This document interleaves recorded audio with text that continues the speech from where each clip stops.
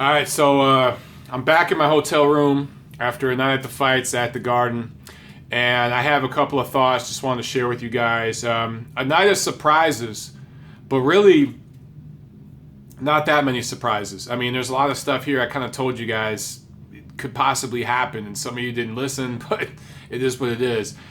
Starting with the TV opener, Ryan Martin scores the 8th round TKO over Bryant Cruz. It didn't really set the world on fire. Kind of did what he was supposed to do, but didn't over excel, right? I thought it was a good performance, but not a great performance. I want to say he got the stoppage in the 8th or 9th round. I can't remember off the top of my head right now. But he won every round. He won every minute of every round. But it was the kind of performance where you're not going to really win many fans, right? And this was his big chance on a big stage.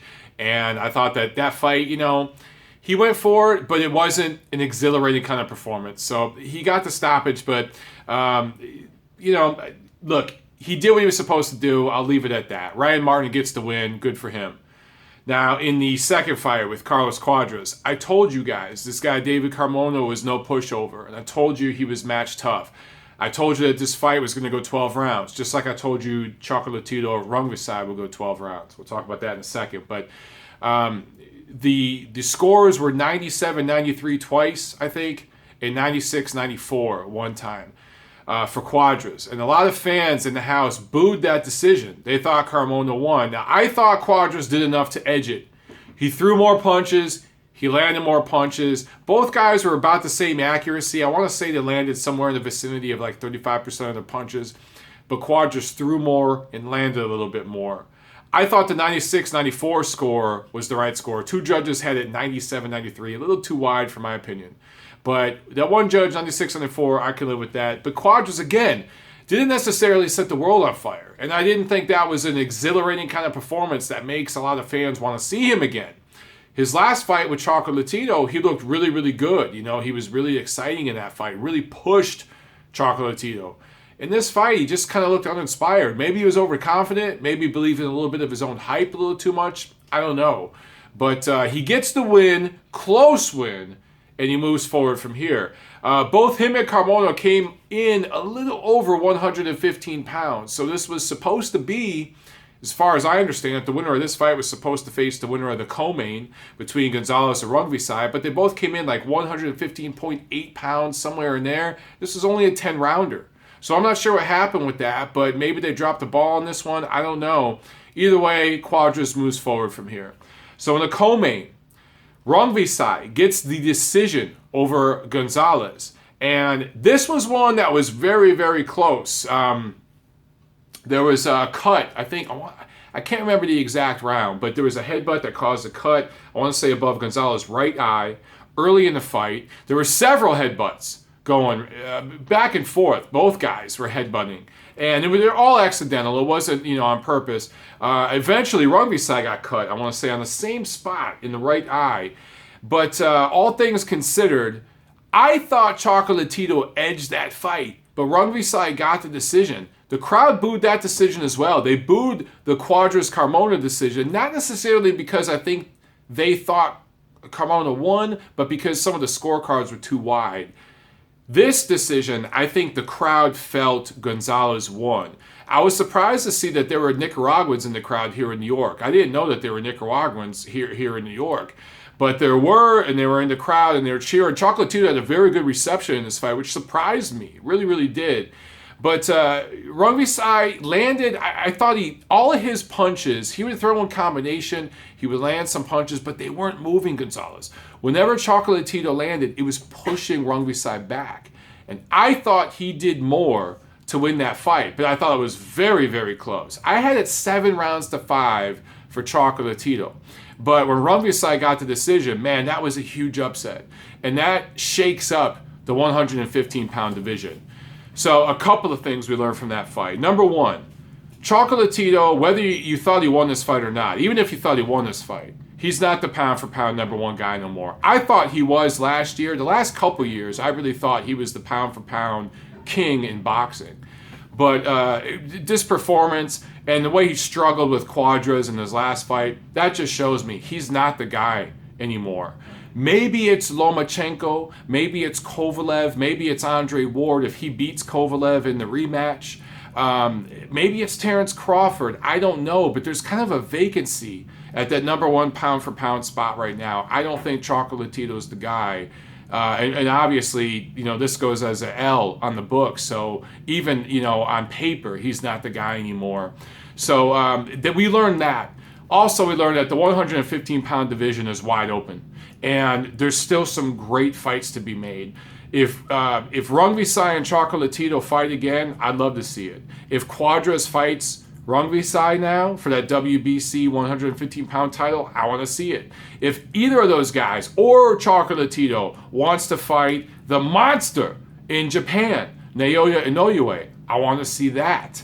But based on everything I saw tonight from Cuadras, Carmona, Chocolatito, and Rungvisai, I think it's clear that Inoue is the number one guy in that division. There's no clear champion yet, but he's the number one guy. Now let's talk about the main event. Gennady Golovkin wins by very, very narrow margins. I have the scorecards right here. Two judges have it 115, 112. That's Don Trella and Steve Weisfeld. And one judge, Max DeLuca, has it 114, 113. Interestingly enough, Steve Weisfeld has Jacobs winning the last 3 rounds. So does Max DeLuca. Don Trella has Jacobs winning the 10th and 11th round. He gave Golovkin the 12th round. Okay, there was a knockdown in the 4th round. Golovkin put Jacobs down in that round. And maybe that was the difference in the fight. But I got to tell you guys, live, for me, there in the arena watching this thing live, I scored it 7 rounds to 5 for Jacobs. And considering, -1 point for the knockdown, I scored this fight live 114, 113 for Daniel Jacobs. And in my opinion, he should be the middleweight champion right now, not Gennady Golovkin. Now, that's how I saw it live. Sometimes seeing it in the arena live, you don't necessarily get the best view. There's obstructions with the ring, the cameramen, and everything else. Maybe I need to see it again on TV. Because when I look at the punch numbers, and I got that right here as well, Golovkin totally lands 231 of 615 punches. 37% of his punches landed. Jacobs, 175 for 541, 32%. So Golovkin was busier, landed more, and with better accuracy. But here's the difference, okay? Power punches. Jacobs lands 144 of 371 for 38%. Golovkin lands 126 for 259 for 48%. So Golovkin landed more jabs, 105 of 356, 29%. Jacobs 31 of 170 for 18%. So how do you score this fight? Who do you give it to? The guy who jabbed more, landed more jabs, jabbed better throughout, or the guy who threw more more power punches and landed more power punches? Jacobs threw 110, actually 112 to be 100% accurate, 112 more power punches and landed more, but Golovkin landed at a 10% higher connect percentage. So who do you give it to? The guy who landed more power punches? The guy who was more accurate with his punches? The guy who landed more jabs? I don't know, man. But it goes back and forth, right? And this is something that fans are going to be arguing back and forth for a long, long time. For Golovkin, they're talking about a June 20th date with Billy Joe Saunders. And then, of course, the big Canelo fight in September if Canelo gets by Chavez on May 6th. For Jacobs, I kept telling you guys, Jacobs isn't trash. Jacobs is the second best middleweight in the world. And he's not... A lot of you are saying, Golovkin's number 1 here and number 2 is way down here, right? You were saying there's this big gap. And I kept saying, no. Jacobs is a very good middleweight. That amateur pedigree and everything else that he brings to the table. Yeah, he hasn't fought the best opposition, but he put it all together tonight. And with the skills and the awkwardness that he presented for Golovkin, it was a package that Gennady hasn't faced yet. And that package posed problems for Golovkin throughout this fight. Now, as far as game plan goes, I laid this out in my definitive guide video. Go back and watch it now, and you'll see. For Jacobs, he needed to keep this fight in the middle of the ring, and any time that Golovkin got him on the ropes, he needed to clinch, and that's exactly what he did. He used his size, his height, his length, his faster feet, his faster hands to move Golovkin around the ring wherever he wanted at any time. Golovkin needed to jab his way in. He needed to go to the body. He needed to throw combinations. He didn't do any of that. He did it in spots. I thought he did it more late, but he didn't do enough of it, in my opinion, to clearly win this fight. It was one punch at a time. Now, I will say this. Golovkin's punches moved Jacobs. Jacobs' punches didn't necessarily move Golovkin. So it was a lot like that Chocolatito Rungvisai fight in that respect. Also, Golovkin did knock him down in the fourth round, and that may have been the difference. Maybe you had this fight 6 rounds apiece, and that knockdown was the difference for Golovkin, okay? A lot of comparisons are being made already. Right when I was there in the arena, ringside, a lot of the press members were comparing it to Kovalev and Ward. I don't necessarily think it's similar to that fight at all, because I thought Kovalev clearly won that fight by 7 or 8 rounds, and he scored a knockdown. I thought this fight was a lot closer. Yes, Golovkin scored a knockdown, but I thought he lost those first 3 rounds. I had it 3-0 in that fourth round when Golovkin scored a knockdown. So to me, it wasn't very, very similar at all to the Kovalev-Ward fight. But people are going to make comparisons for various reasons, political reasons, demographic reasons. That's just what people do. As it stands, Jacobs takes the L, but I think his stock rose in this loss. And I thought Golovkin's stock dropped a little bit. He was getting a lot of hype. He was on ESPN, SportsCenter. They did a sports science on his power punching and everything. They measured his punch and did all this stuff on ESPN. They did an interview with him. He was getting a lot of hype. And I think that maybe he fell in and believed that hype a little bit too much going into this fight. And maybe came in a little overconfident. Now, I do have to say this much. Daniel Jacobs, look, this is for the WBA, WBC, and IBF titles, right? That's the 3 titles that Golovkin brought in here. The IBF has that rehydration rule, where the second day, or the day of the fight, the morning of the fight, they have a second day weigh-in. You cannot weigh more than 10 pounds over the contracted weight of the title fight you're going to fight in, which for this fight was 160 pounds, obviously. So Golovkin came in this morning and weighed 169 and some change. I can't remember exactly, don't quote me, but I want to say it was 169.6 or something like that. Daniel Jacobs didn't even show up.